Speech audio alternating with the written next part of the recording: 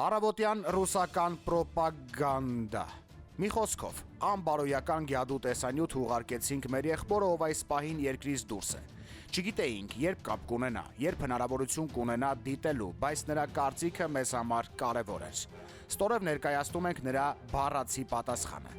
Եթե ընդունենք, որ Ռուսաստանի բնակչության գոնե կեսը գիտակից մարդիկ են, ապա դա մոտ 50 միլիոն մարդ է։ Հիմա պատկերացրեք, օրեր առաջ այդ 50 միլիոն մարդը ականատես եղավ իր ազգի կողմից հերթական դավաճանությանը։ Իրենց Լունտիկն ու Պուտնիկը դավաճանեցին հերթական դաշնակից պետությանը, իսկ նախագահին եւ կնոջը պարզապես փուռը տվեցին, ոչինչ չանելով նրանց պաշտպանելու համար։ Սա ռուս հասարակության շրջանում մեծ արձագանք գտավ։ Մարդիկ սկսեցին Պուտնիկին անվանել անզոր, դավաճան, թույլ, մարիոնետ ղեկավար։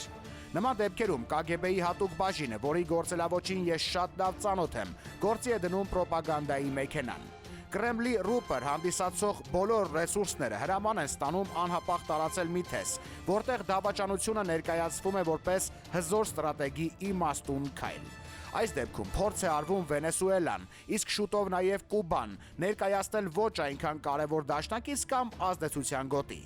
Սալավիով կենթանուն դուք լուրջ չեք ընդունում, հիմարի տեղ եք դնում, բայց իրականում նա Մարգարիտա Սիմոնյանի հետ կիսում է Կրեմլի առաջին ռուպերի դափնին։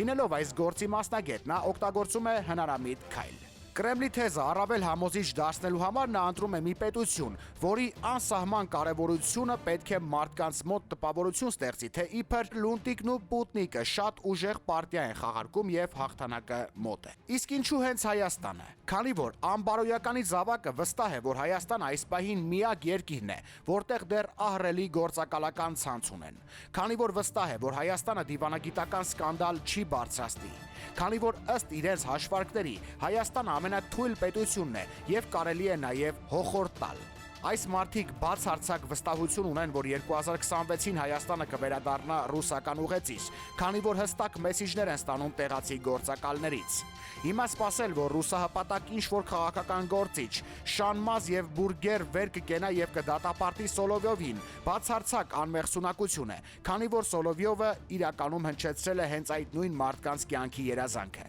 Զուտ իմ կարծիքով այս հայտարարությունը պետք է ստանա շատ բարձր մակարդակի եւ կոշտ պատասխան, թե դիվանագիտական, թե քրեական, թե բարոյական առումներով։ Անթույլատրելի է նման հայտարարությունները անպատասխան թողնելը։ Եթե սա մարսեցինք, դա կդիտվի որպես թուլություն եւ պարբերաբար կկրկնվի։ Ես վստահ եմ նաև, որ Հայաստանի Հանրապետության անկախության դեմ ցանկացած անբարոյական քայլ կարժանանա համազգային դիմադրության։ Ոչ մի թուլա իրավունք չունի քննարկելու Հայաստանի Հանրապետության սահմանների անխախտելիությունը։ Ոչ մի թուլա իրավունք չունի պետությունը անվանել ազդեցության գոտի։